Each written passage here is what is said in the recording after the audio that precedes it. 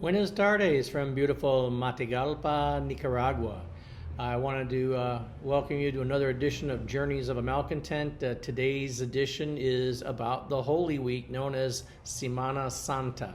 So, before I go down that rabbit hole, I wanted to go ahead and thank the subscribers and viewers of this channel.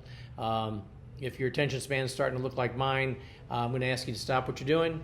Go ahead, find the like button, hit the like, hit subscribe, refer me to some people, let people know what's going on, help me feed the YouTube algorithm gods. They're very hungry, they want likes, they want subscriptions, they want dialogue.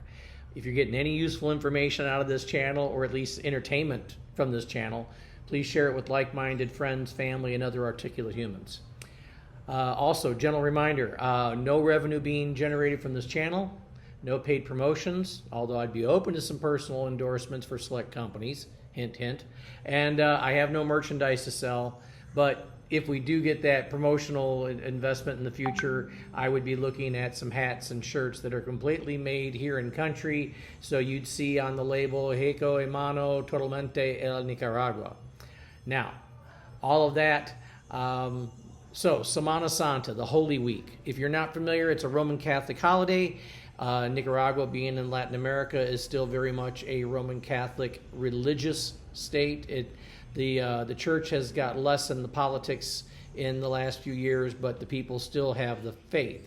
So I have been warned for about a week that during Semana Santa, businesses were going to close up. It's a week of partying, and I should go ahead and stock up on food now because it's all going to be shut down for a week. So that starts with Palm Sunday, which was last Sunday. Business was usual on Monday. Business was usual on Tuesday. Business was usual yesterday. I got up to go get breakfast today, and a city of 115,000 people was a ghost town. There was next to no traffic. There was no foot traffic, and nothing was opened. Almost any place that I go to for coffee or breakfast was pretty much closed.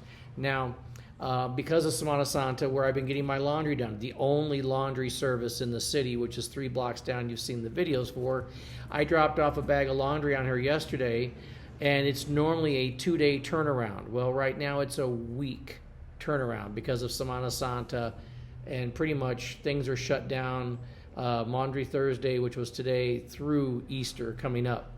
So I don't have enough clean clothes. I dropped off about a week's worth of dirty laundry. I have about a week's worth of clean laundry.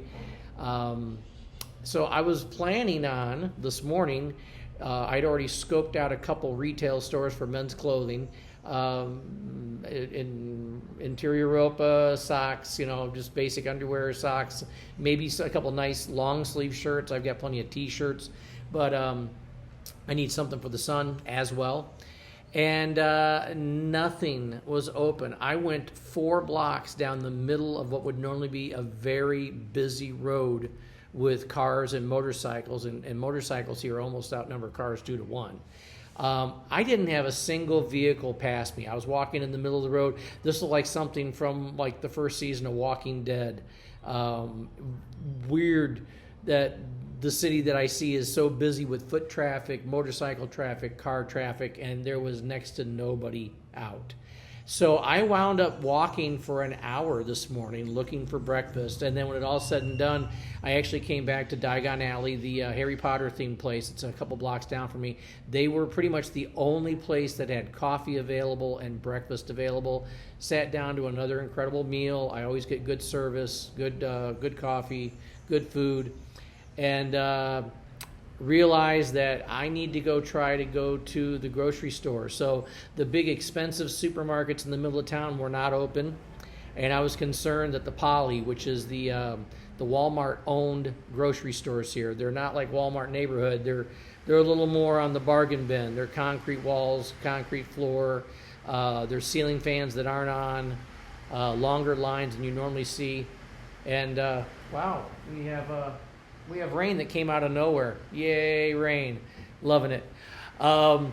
So I lucked out. I got to the Poly, and I said, okay, it looks like I'm going to be looking at about 4 days of no restaurant food. I need to stock up. So I found some cheese, I found some lunch meat, I found some tortillas, I got extra paper towel, toilet paper, all that kind of stuff. Stocked up on a few things, still had beans, rice here. And I am in the process now of cooking some beans. As soon as the beans are done and cooled, I'll put them in the fridge, some in the freezer. I'll cook the rice up, do the same thing. And then later on, I'll hook up some ham and cheese tortillas with some gallo pinto. And that might be the food I'm getting. Now, I do see online a couple places claim they may be open this weekend. But if they weren't open today, the odds are they're not open tomorrow, and I'm almost guaranteed they won't be open on Sunday. So a little surprise on my part. I'd been told the whole week was going to be shut down, and everything was normal for 3 days, and today the city was shut down. The bar across the street opened up late, so those guys are partying. You might hear the music over there. Like I said, found one restaurant, cafe open. I found one grocery store that was open. Hey, new culture. I will know for next year when I'm in my new apartment, which, by the way, I am waiting for the lease to be created so I can sign it. The one that I did the goofy sideways photo of because I was being a noob with my phone and forgot to turn it before I hit start. Rookie mistake. It happens. I'm looking to sign that to move in May 1st, so the very next day I can go down to Managua's Migracion, which is immigration, and submit all my paperwork. The last thing I needed now was the lease with a permanent address, or more permanent address. I have a friend of mine, Ron, who you saw in the video when I went to Interpol, who was my tour guide here 2.5 years ago. He's volunteered to take me, wanted to take me on May 1st, and he forgot something, and he's from here. May 1st is Nicaraguan Labor Day. The government offices and the banks are not open. So driving 2.5 hours to Managua would have been a waste of time. So we're hoping either on the 2nd or the 3rd because they are open on Saturdays, which is surprising. Governmental office open on Saturdays. Either way, if I get there the first week, I'm good. My health certificate doesn't expire till May 13th. The Interpol background wouldn't expire until a week later on the 20th. So the odds are in my favor so long as I get there in the first few days of May. I'll have my paperwork submitted within the appropriate timeline, pay my $610 plus the $3 for the form that needs to be filled out, got my cheat sheet saved, and then wait for the day that Migracion Matagalpa, local office, says that they want to do an in-home visit. So the in-home visit is going to be an interview in the home to see if I look like I'm acclimating to the local culture, and the interview will be done entirely in Spanish. So as you know, you hear me say I am still weak in my Spanish. I am learning. I've been doing hour-long sessions most Monday through Fridays with some hiccups to the schedule here and there. My instructor's great. I just don't have a lot of opportunity to engage in people with enough English skill to correct my Spanish if I get into dialogue with them. Now, I'm not a small person. I haven't had any problems ordering food while I've been here. But I'm still learning. It's still a barrier. It's my Achilles heel. I knew that when I was moving here. I knew I wasn't getting enough practice in the States, and I wouldn't have been learning the local idiom. So I'm kind of glad I've thrown myself into the situation and forced myself to learn it here. And in tiempo, in time, poco a poco. So little by little, I'll be picking up more of it, learning more of it. I am allowed to have a translator at the interview. They cannot answer for me, but they can reiterate in English the question that was said in Spanish, and I still have to respond back in Spanish. So there is no cheat sheet for that. There is no standard questions. You can find the U.S. interview questions for U.S. citizenship all over the internet, but you can't find standard questions about the questions for residency here in Nicaragua, other than sort of the obvious, like, why do you want to move here? Why do you think it's so great? What do you plan on doing for money? When they already will have that information. I don't have to work. I'm not allowed to work. But I have enough revenue from the States that I can live a comfortable life here once I've paid out some bills, and then I can start using the money saved with this new rental of electric and rent with the rest of the utilities covered for under $500 a month.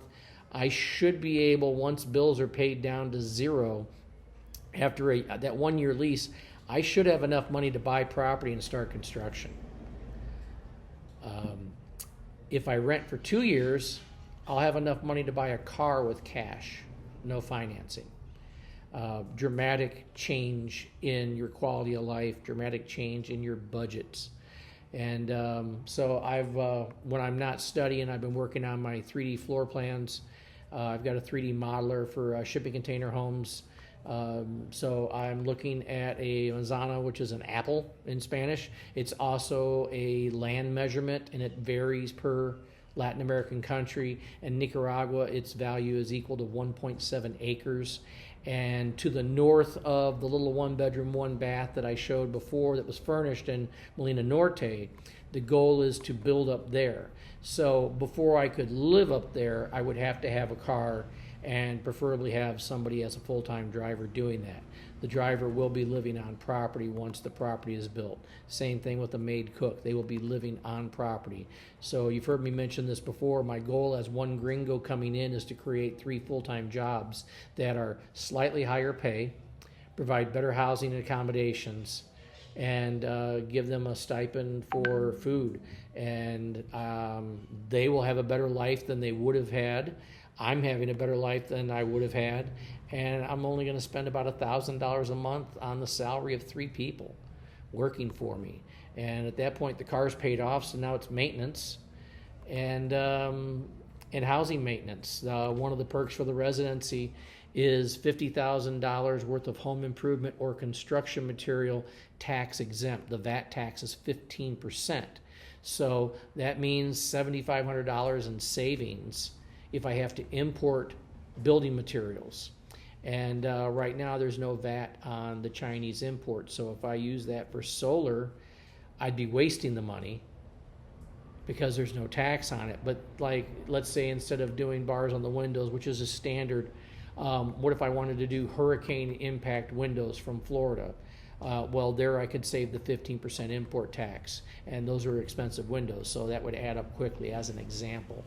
Or possibly buying the spring and foam insulation for using the shipping containers, because the shipping containers, I've been getting a couple quotes. My 20-foot high cubes are probably running about $2,500 a piece that were shipped once and done, which means the marine grade paint that only needs to be repainted every 20 to 30 years is still fully intact.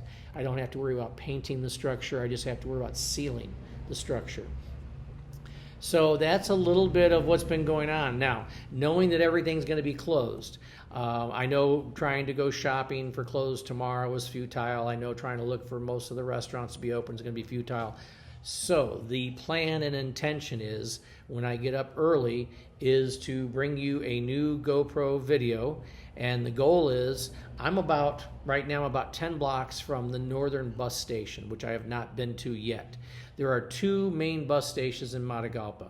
The one in the north, which is up on the northeast end, and the one in the south, which is down on the southwest end. The northern bus station is an intercity connection to other cities to the north and east. The southern one is the intercity connection to cities to the south and west. Unfortunately, I've been looking for the buses in between and haven't been able to get great information of the exact bus routes and the exact times because the times aren't exact. So my goal is to walk over to the northern bus route and then do the diagonal all the way down to the southern end and see the bus station on the south for the first time.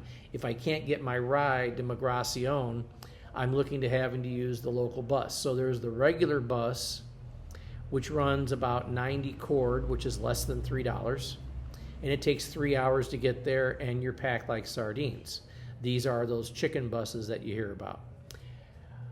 There is an express bus that only takes 2 hours to get to Managua. It costs like 106 cord, so now we're talking $3. And an hour less in the vehicle. Still probably going to be relatively packed. All depends on which day of the week I go. So the very first, I want to be at Migracion before they open, because the horror stories are you can spend an entire day there and not be seen, or wait 4 to 6 hours before you're seen. But many of those complaints on Google are people that weren't there when they opened. They got there an hour, 2, and 3 hours later. Really? My sister calling in the middle of a video. Imagine that. So with that, I want to go down and check out the bus. So the express bus leaves at 4:30 in the morning to be in Managua by 6:30 for a half-hour cab ride across town to be at Migracion at 7 a.m. They open at 8 a.m. So if that bus leaves at 4:30, I need to be at the bus station to buy my ticket by 4 a.m. And it looks like it's about a 45-minute walk from where I'm at. So walking at 3:30, 3 o'clock in the morning with a lot of cash and all my vital documents is not something I'm looking forward to do. It may be something I have to do, or try to contact the cabbie who I use for the hour-long drive and see if he can pick me up at 3:30 in the morning, drop me off across town before 4, and still have to take the bus 2 hours into Managua and then take a half-hour cab ride across town, and then do that in reverse if I get done that day in a timely fashion. So a lot of ifs.